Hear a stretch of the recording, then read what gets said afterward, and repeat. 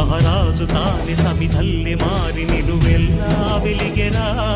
భోగాన్ని విడిచి త్యాగాన్ని వలచి తాపసిగా నిలిచెరా.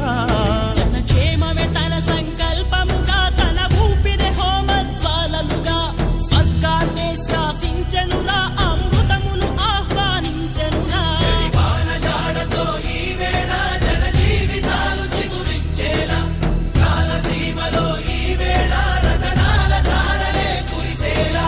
కల్లు కల్లు మని సిరిమూవల్లే చినుకే చేరగా, జల్లు జల్లు మని పులకింతల్లు పుడమే పాడగా, హరివిల్లు ఎత్తి కరిమబ్బు వానవా